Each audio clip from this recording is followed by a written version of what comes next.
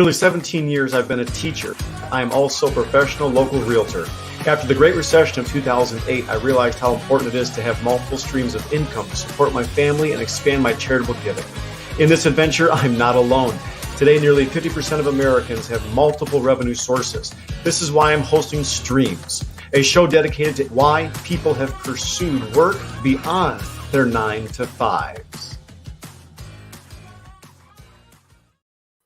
Hello, hello, hello, and welcome back. Happy Tuesday. And boy, oh boy, I know last time I said the same thing, but it's like a broken record. This has been just an unbelievable summer. Yeah, I got a little hot last week, and it's going to get a little hot the rest of this week, but we will tell you what, I don't want to hear anybody complaining about about the weather when we know we have winter on the horizon. But hey, maybe winter's your thing, and that's okay. But it's not for me. I'll maybe up until Christmas, and then after that, get the snow out of here, and let's get back to nice weather. All right, so we took the week off last week. I was on vacation, head up north with the fam, so now we're back this week, and the stream of the week this week.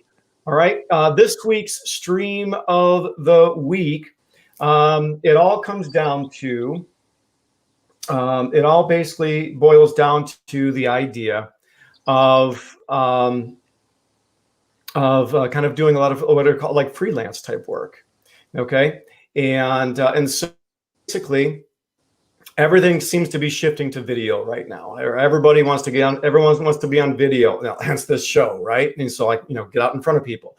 But the thing is, like, a lot of people are a little bit afraid of that. And so if you have the ability to work with video, do some like video editing stuff, there's a lot of freelance stuff that you can do, and a lot of work to be done for a lot of people who would like to get into this video space. And it's really not that difficult. So if that is something that you've been thinking about, then always kind of work on your personal brand and get your names out there. That is a great way, and people will pay. Decently for those services. So think about that. That's this week's stream of the week. Now, my guest this week, very excited to bring him on.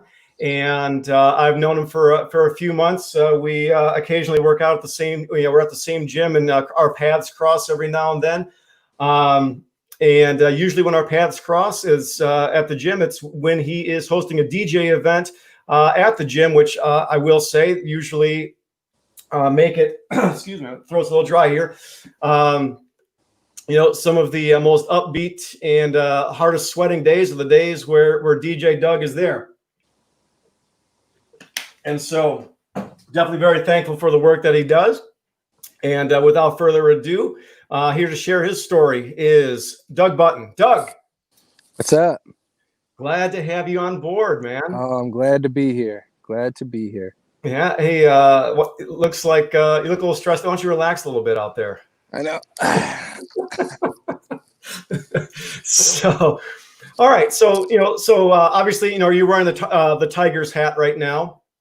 And this show is about people who wear multiple hats. So why don't you walk us through that a little bit? What are sort of the multiple hats that you wear? Yeah. So right now I own my own wedding company. Me and my wife own it. So we do DJing, photography, photo booth, lighting for events, stuff like that. And that's the main hat that I wear. But I'm also I'm a pastor of my church, Momentum Christian Church in Washington Township. And then I am one of the directors of a nonprofit called Love for a Child.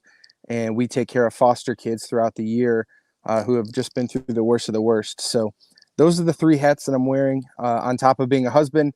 And we just had a baby girl a month ago. So she's 4 weeks old tomorrow. So got the new dad hat on. So today this stands for dad. Yeah. And I'm sure you're getting great sleep right now too. Oh, best sleep I've ever had. Yep, not at all. Complete opposite. It's rough. It is rough. Oh, and it's always so funny too, especially as especially as dads, right? And like Yeah, we always, we want to be there and help as much as we can, but there's certain things during those early mornings that we're just ill-equipped. Uh, correct. like our nipples don't function.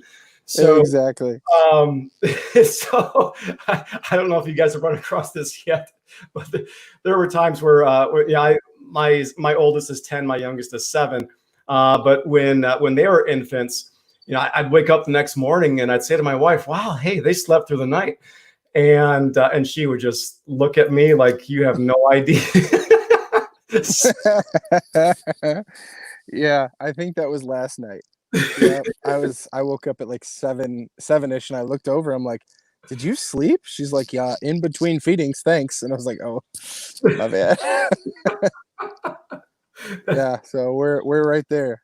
Oh boy, yeah, and we learn very quickly just to just to kind of ask how are things going versus boy, did you notice?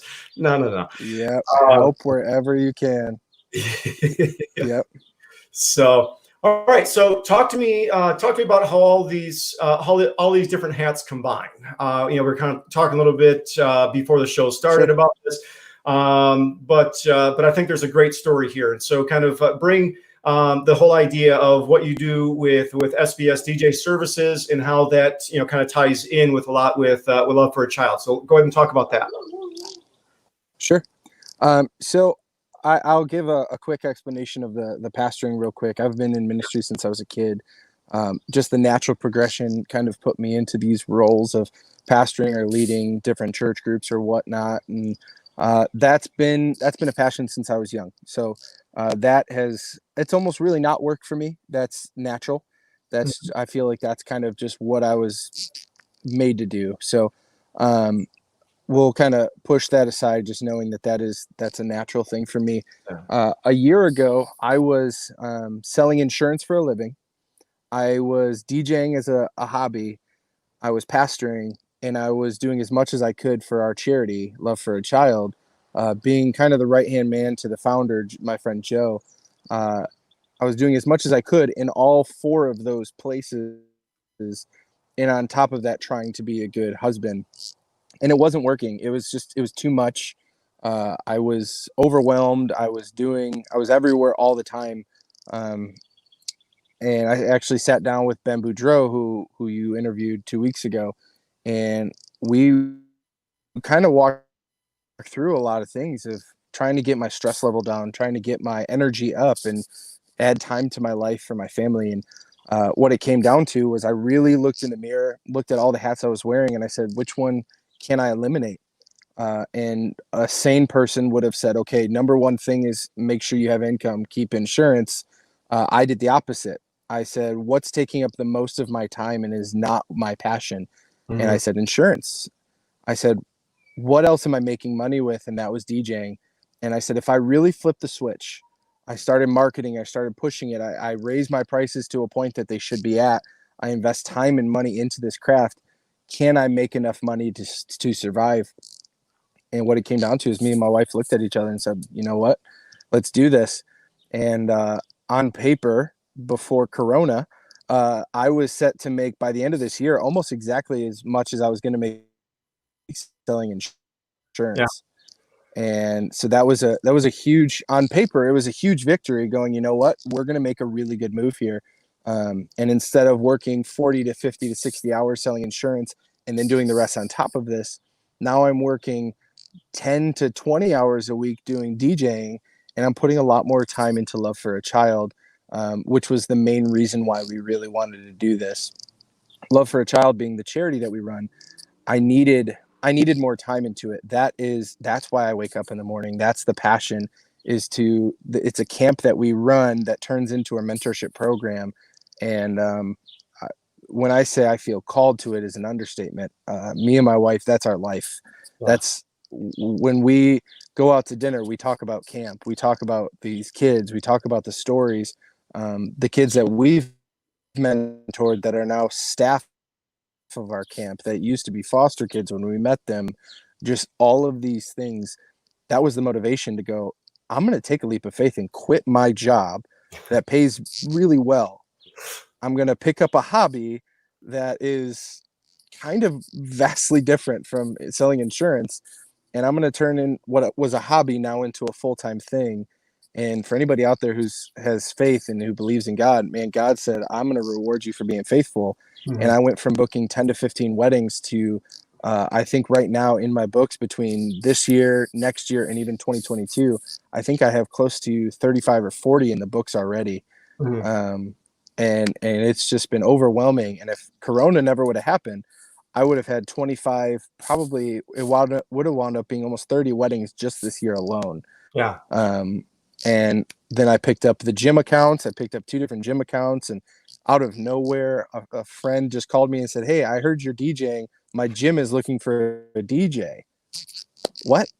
I didn't even know people DJ'd at gyms, and that turned into a much more regular flow, a much more regular stream of income. So when wedding season slows down, I was still constant in the gyms, and man, it was a blessing. Love for a child has grown exponentially since then. Uh, just my church, my attention to my church has grown, but the business has been fantastic, and it's been awesome spending more time with my wife, actually attending a gym, working out at Acceleration, and feeling a part of that family, and feeling better in my own skin and getting healthier. It's just been a blessing. Yeah, and it's So that's hearing that's the story. and hearing you share it is in my mind just a classic example of pruning and bearing fruit, right? And Sure, to where I mean, I look outside my window right now, and we've planted a couple of apple trees. I have no idea what to do with these apple trees, right? But they're growing apples, and right, I know the little bit that I do know that if I were to actually cut back on some of those branches, that the harvest this year is probably not going to be as great. But in subsequent years, the fruit right, bear as a result of that is going to be so much greater, and right, that seems to be such like a metaphor or a parable alongside the story in which you're sharing. Um, but talk about what initially, and again, just whatever your comfort level is, but sure, what initially got you into or connected with love of a child? So kind of talk about like the initial sure. connection. Yeah. So about over a decade ago, I joined a church, and they were doing the program. They were doing the camp. Um, 8 to 10 years later, they passed it on to my friend Joe. And one of the first calls he made was to me and my wife to say, "Hey, we're taking over the camp. We're going to change a lot. We're going to add a lot to it. We're going to really grow this thing. We need you guys to be our directors with us." And so we jumped right in. And the first time I went to the camp, ironically, I worked at the actual facility all summer, and then I came home, met all these people, and they're like, "Hey, we're going to this campground to take care of these foster kids. Do you want to go?" And I'm 18, 19 years old and cocky as can be. I was like, "I used to live there a few weeks ago. Like, this is going to be a breeze." And I'll tell you what, summer camp kids compared to foster kids who have gone through the ringer, Mhm. it's a totally different experience, and it changed my life. Yeah. And from that, honestly, from 2000, I think my first camp was 2010 to now. I, I've done every single year. Actually, it might have even been 2009. I can't remember. I've done every year except for one, and it's what makes me wake up in the morning. Mhm. And then what kind of got me into wanting to take it to the next level was this past year at camp. I stepped away we have like one big emotional night where all of the kids, they put their hurts and pains on a piece of paper, and then we light those on fire and we send them up. And it's just kind of a metaphoric moment where they get to give away their hurts and pains and just let God get really give them some healing in that moment. And I stepped away and I was crying, and my wife's like, "You never cry at this anymore. Like, when you've done it for so many years, it's always emotional, but I typically don't cry." And I said, I'm I'm lost. And she's like, "What do you mean?" I said, "If 16-year-old Doug knew who I was today, he would be very disappointed. And she Mm. goes, well, how you're running a DJ company, you're successful in insurance, you're doing this charity, you're pastoring a church. Like why would you be disappointed? And I said, because I'm wasting 40 to 50 hours of my week not pouring into these kids the way that I know I am called to do, the way that I know I was built. The reason I was born was to do this, and I'm not doing it. I'm just doing it on the side. And that's not who 16-year-old Doug knew I was going to be. And that was the moment that we said, we need to look into what DJing full time would look like, because that's the income that will provide the time to do the charity. And from that day, I knew insurance was ending, DJing was going to pick up, and this charity was not just going to be my ministry passion, but my life passion, to a point where one day I hope that I'm doing it full time and DJing goes back to being a hobby. And we're opening just next year. We're already opening our second camp, and hopefully in the next 5 years we want to have 5 camps around the state of Michigan before we advance outside of the state. And that takes a lot more than one person to do. So I want to be there for all of it, and that's kind of where it all stems from. Honestly, everything we do stems from that. Yeah, and it seemed like such a subtle part of the story, but it really is major. I want to kind of clue in on it for the folks, for the millions of people watching at home, and the millions. And that is, there's such a difference between, keeping things an internal monologue versus actually speaking it out. Yep. And it seemed so much, based upon your explanation, and you can correct me if I'm wrong, but it seems so much based upon your explanation that as soon as you spoke your thoughts to somebody else, now all of a sudden you're accountable. And so, and so for like the folks watching at home, if you're kind of feeling this internal nudge of, okay, I'm going to make this, I'm going to pivot, I'm going to do that, or I'm kind of feeling I should be doing this over here. The challenge would be speak it to somebody else, because then all of a sudden, maybe a week later, they're going to ask you about that. Hey, remember when you said that? How's that going? And it's just a kind of a different level. So just kind of a subtle thing that I clued in on. Right. And I don't know if that was necessarily germane to the story, but it's just one thing that I really picked up on. I don't know if you happen to agree or disagree. Yeah, absolutely. I think that's everything in life too, though. I believe in that 100%. Just something you can relate to because of our gym connection. I feel like I've added on I've called it the family 15 since having a baby, and everybody's bringing us the worst healthy but most delicious food. And I haven't been working out and I haven't been sleeping well. And a couple nights ago, I knew that I had to make that jump. So I texted Coach Nick and I said, hey, I need to get back in. I'm telling you this now because I know now you're going to put the candle under my you-know-what to get me going. And he texted me today. He's like, all right, phone call tomorrow. We're going to get rolling again. But if I wouldn't have spoke it out, if I wouldn't have sent that text, I probably would have delayed another couple of weeks and just been comfortable eating all of this delicious pizza and pasta and mastacholi and all this stuff. But when you know, I believe 100% you have to tell somebody. You have to speak that out. You have to push it out there, because it's so easy to make excuses to fall back into routine and just go, you know what, insurance is making me a lot of money. It's a job. When I go home, I don't have to talk about it. I don't have to do anything with it. I'm just going to keep it there. But once I spoke that, I knew that between me and my wife, we were going to make something happen. Yeah. Love it. I love it. And I love the amount of trust that it takes just, between yourselves and, between the relationship that you have with your wife. Cause I'm sure that's, yeah, I mean, you're feeling a nudge, you're feeling a push, and you're feeling, okay, we should do this. But it's also not an easy decision to make, to sit here and say, well, hey, we've got this comfortable existence here and we can keep living comfortably, or we can go out on a limb.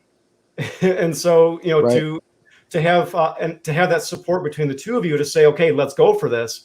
That's significant. Yeah, absolutely. And so, so you kind of got into this a little bit, but I'd love for you to dive into it a little bit more.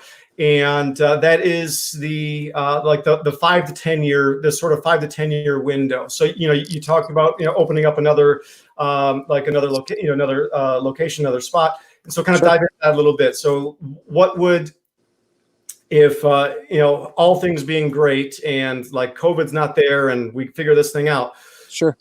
what is this 5 to 10 year path? What does this look like? Yeah. So as far as I'll go into the DJ step and then we'll go into Love for a Child.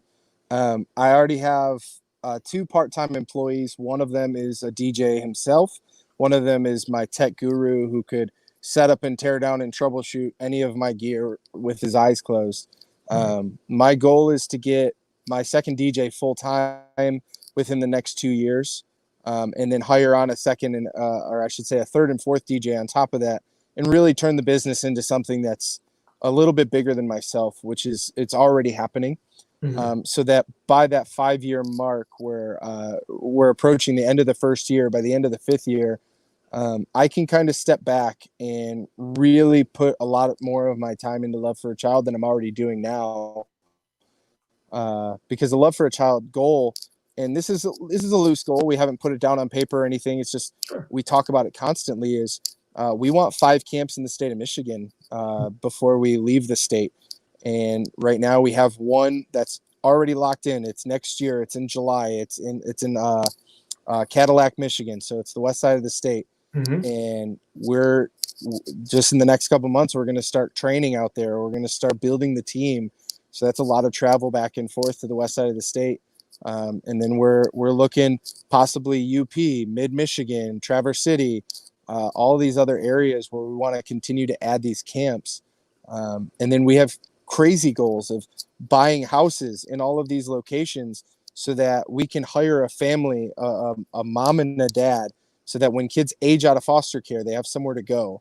Yes. And this family will help them get jobs, go through college, stay in their faith, continue their goals. For by the time they turn 25, they're fully functional and ready to take on the world. Because a lot of these foster care homes, I mean, they're going in there and the parents buy 2 video game systems just so they never have to interact with these kids.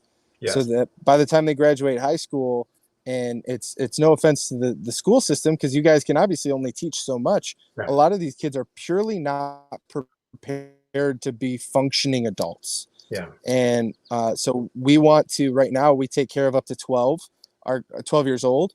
Our goal is to fill that gap to 18 and eventually have these homes where 18 and up, they're finding this mentor, this growing program to where we're taking kids potentially from 6 years old all the way to 26 when they're aging out of our program. And now they're full-time careered, full-time ready for the world. Because statistically, most of them won't make it that far. Right. But with huge goals like that, I mean, that's insanity to think that a couple out of Oxford, Michigan by themselves are going to be able to put 5 camps out and 5 different homes with 5 different families running these and run it all themselves, not to mention training and building teams and building smaller units to function outside of those. It's insanity to think that they could do it by themselves. And they know they can't. And that's why right now we're doing everything together. It's just a matter of making that time available for everybody. So we have massive, massive dreams and massive, massive goals to change what foster care looks like in Michigan. We're already dealing with Lansing and all these agencies all around the state on what we're doing because people aren't doing what we're doing. And we more people, more bodies, more minds, more hands, just magnify that to being something much, much bigger than what it is right now. Yeah, it's almost one of those, and it sounds obviously incredibly cliche, but like, what is it? Like the people who are crazy enough to think they can change the world are the ones that actually do. Right. And, absolutely. So no, absolutely love it, and love the vision that you have.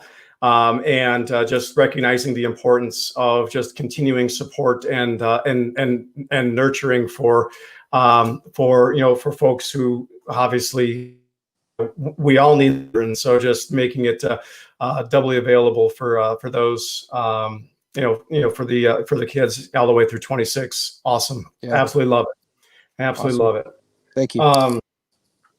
Now, if you don't mind, Sure. We'll enter the gauntlet. The gauntlet.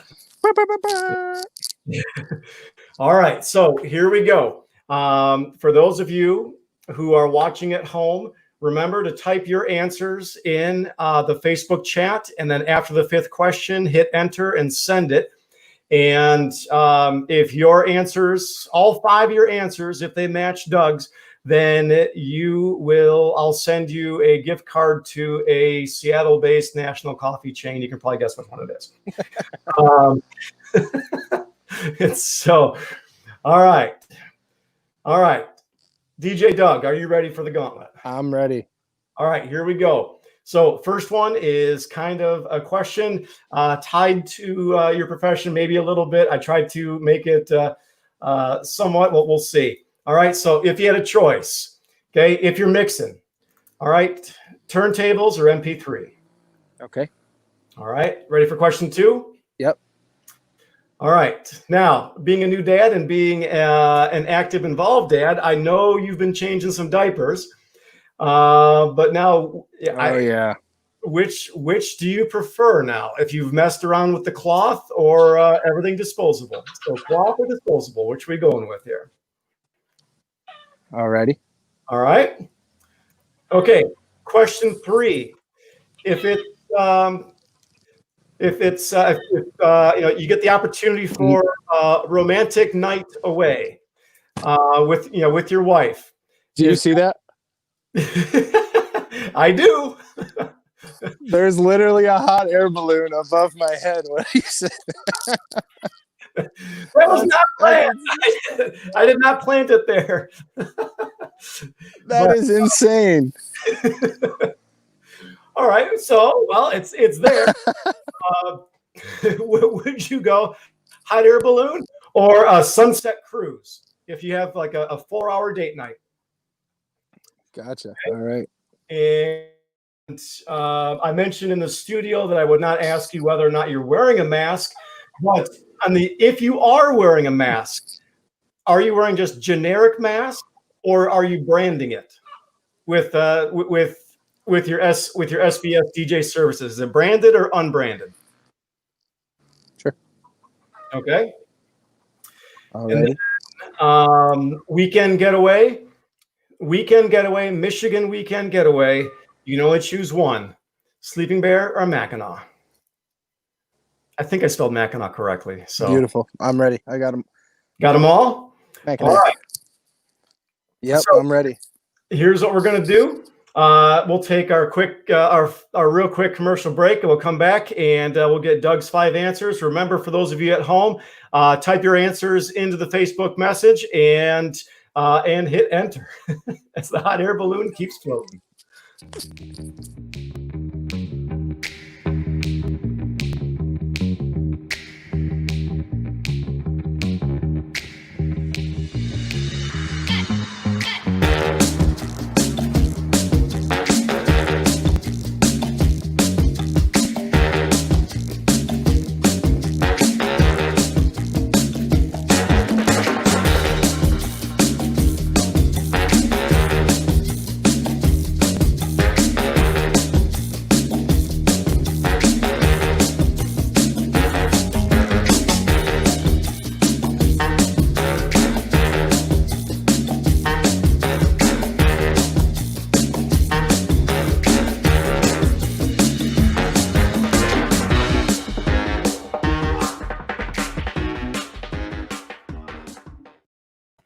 All right, and we are back, and we are ready for these answers. So, Doug, let's go back to question 1. Are we going turntable or MP3? MP3, but I wish I could use turntables with MP3. I just don't have that much money at the moment. Okay. But MP3 is the answer. MP3 is the answer, and just is it just easier for the transition, or what's? It's the feel. It's kind of like playing a Casio keyboard compared to a grand piano. Okay. All right. Fair enough. Okay. And all right, on the in the diaper world, we going cloth or we going disposable? Disposable. Get rid of them. I want that smell gone. I don't want to clean it, touch it, look at it. Gone. Throw it out. My sister tried to turn us on to cloth, well, because her kids were the same age as ours, and yeah, that lasted about a week. So, the third question was this: was it? I gotta go hot air balloon. I gotta go hot air balloon. It's too perfect. I don't know if it's still. Oh, it's still up there. Still up there. So I mean, like, is that a normal? I mean, do you see them all the time, or is this just like kind of a? That was not normal. I see them maybe once or twice a year, but not on cue like that. That was perfect. Yeah, well, at streams we go the extra mile. We make sure that we. What kind of budget are you guys running over there? Well, based on my popcorn microphone 2 weeks ago, clearly not much. Right. All right. Love it. So, out in public, we going branded or unbranded? If I had one, I would go branded. Right now, I have one that supports a friend's charity, and that's what I've been wearing. So I'm gonna go branded. Okay. All right.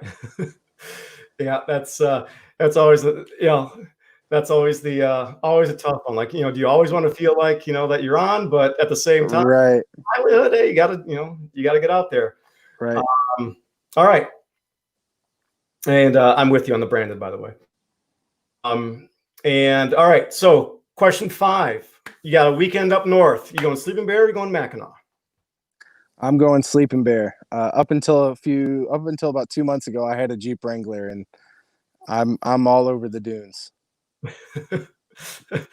All right, and did you get the ORV so you can do all the rip roaring out there? And Yep. It was before I had to get rid of it because you can't really pull a kid around in a Jeep Wrangler, especially a 2-door. But yep, I had the ORVs going up to Silver Lake. Yeah, the Jeep was. Yeah. Oh, without question. Now, on a similar note, like, have you seen pictures of the new Bronco that came out yesterday or today or whatever? Oh man, that looks really cool. Yeah, I'm interested. Really cool. If they're able to dip into Wrangler's market share or not. I think they will. I had a lot of Wrangler friends posting about it, going, "Oh, I might be switching." Yeah, for sure. All right, so let's see what we have here. Well, of course, my mom posts. Let's see, she had Turntable, cloth, Sunset Cruise. Wow, she's Pete's. You didn't get any of these. She got 100% wrong. So, all right, and a few more typically filter in as as things go along, but always always a fun time. So thank you, obviously, for thank you for being a good sport and playing along. And that is our show for this week. So, Doug, anything left that you want for promo or anything like along those lines you'd like to share, or last words? Yeah, just if you know anyone looking for a DJ, we are growing this company, and I think we do a pretty killer job. So, and then if you want to support Love for a Child, it's simply lovefораchild.org. Feel free to message us, Instagram, Facebook, whatever. Shoot me a message. I'd love to talk to you guys about either of them. Yeah, it's awesome. And so, as a reminder for everybody watching, if you haven't noticed, on the Facebook page as well as the YouTube page, all of Doug's links are posted there as well. So, Love for a Child, Something Beautiful Studios, it's all there posted for you. You can click there. So, absolutely, please, please support Doug's business and obviously his charitable work as well. And so, now that being said, my guest next week is going to be Josh Lang, and he's going to talk about kind of being kind of a Mr. Everything, kind of a throwback Renaissance man. So a little bit of this, a little bit of that. So it should be a fun time. That being said, I hope you all have a great week. Things are going to get hot the rest of this week. So, so stay cool, stay hydrated, and we'll see you guys next week. Okay. God bless.